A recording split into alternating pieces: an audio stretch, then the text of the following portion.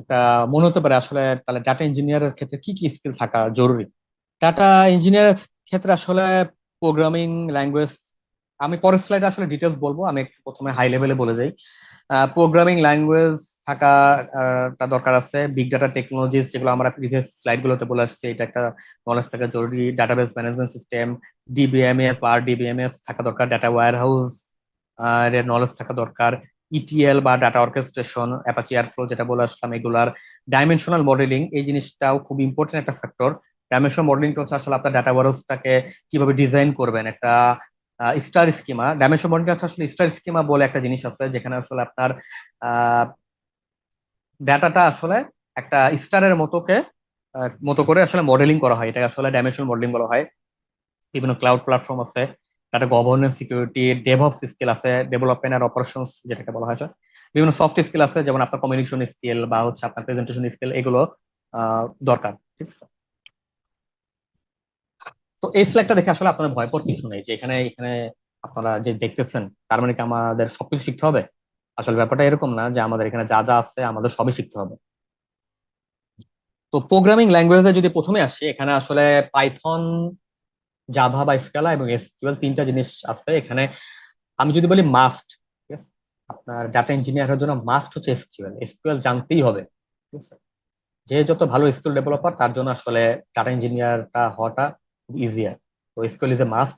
এর সাথে আপনারা পাইথন বা জাভা স্কেলা আপনাদের কাছে যেটা মানে আপনার কাছে যেটা ইজিয়ার মনে হয়, আপনার কমফোর্টেবল মনে করেন, সেটা আপনারা শিখতে পারেন। পার্সোনালি আমি আসলে পাইথনই মনে করি, কারণ পাইথনটা আসলে আহ, বিভিন্ন লাইব্রেরি আছে, যেমন পান্ডাস, নামপাই। এই পান্ডাস বা নামপাই দিয়ে আসলে খুবই ইজিলি ডাটা ইঞ্জিনিয়ারিংটা খুব ইজিলি করা যায়, এবং খুব অল্প কিছু কোড আপনার দেখা যায় 5-7 লাইনের কোড লিখলে আসলে আহ, অনেক কিছু করে ফেলা পসিবল। পাইরাস জাভা বা স্কেলাতে আসলে একটু ডিফিকাল্ট, একটু টাফ। দেন আছে আমাদের ডাটাবেস ম্যানেজমেন্ট সিস্টেম, ডিবিএমএস আর ডিবিএমএস। তো এখানে এসকিউএল আছে, নো এসকিউএল আছে। ঠিক আছে।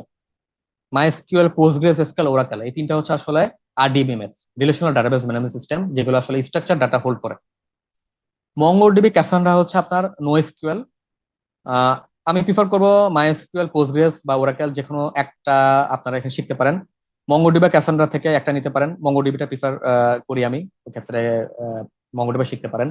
বিগ ডাটা টেকনোলজিজ এর ক্ষেত্রে হাডুপ, স্পার্ক, কাফকা আছে এট দিস মোমেন্ট। স্পার্ক বা পাই স্পার্কটা ওয়াইডলি ইউজড বা খুবই পপুলার এই মোমেন্টে। ডাটা ওয়ারিং সলিউশনের মধ্যে রেডশিফট, বিগকোয়েরি, স্নোফ্লেক আছে। দেখা যাচ্ছে বিভিন্ন কোম্পানি এই মোমেন্টে আসলে দেখা যায় যে স্নোফ্লেকিংটাই প্রিফার করে বা চায়। ইটিএল টুল আছে বিভিন্ন টাইপের, এখানে ট্যালেন্ট, অ্যাপাচি নাইফাই। আগে আমরা অ্যাপাচি স্পার্ক, অ্যাপাচি এয়ারফ্লো দেখে আসছি। ইনফরমেটিক আছে, ওডিআই আছে, এসএসএস আছে।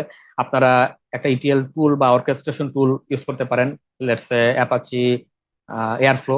এটা সম্পর্কে আপনারা যদি একটু স্টাডি করেন, এটা সম্পর্কে পড়াশোনা করেন, আহ, কোনো একটা ডিজাইন করেন, একটা ইউজ কেসে করেন, তো দ্যাটস গুড ফর ইউ। ক্লাউডের বিভিন্ন রকম প্ল্যাটফর্ম আছে। অ্যামাজনের আছে এডাব্লিউএস, তারপরে আজিওর আছে, গুগলের আছে, গুগলের বিগকুয়েরি, তারপরে আজিওরের আছে হচ্ছে ডাটা লেক, তারপরে অ্যামাজনের আছে হচ্ছে এস3, ল্যামডা, ইসি2। বিভিন্ন ধরনের এখন টেকনোলজি আছে, এখান থেকে আপনারা যে কোনো একটা ক্লাউড প্রিফার চুজ করে নিতে পারেন এবং আপনারা শিখতে পারেন।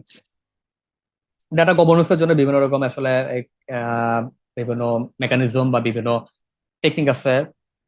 জিডিপিআর, জিসিপিআই, এনক্রিপশন বা অ্যাক্সেস কন্ট্রোল, বিভিন্ন মেকানিজম আছে। ডেভঅপস স্কিলও এটা এখন বর্তমানে ডাটা ইঞ্জিনিয়ারদের চাচ্ছে। ডকার, কুবারনেটিস, সিআইসিডি প্ল্যাটফর্ম, টেরাফর্ম, বিভিন্ন রকম স্কিলও চাই। বাট এখান থেকে যে আপনার সবই শিখতে হবে তা না, এর মধ্যে কারেন্টলি দেখা যাচ্ছে কুবারনেটিস বা ডকারটাই বেশি আসলে মার্কেটে বেশি, উম, এখন প্রিফারেন্সটা বেশি।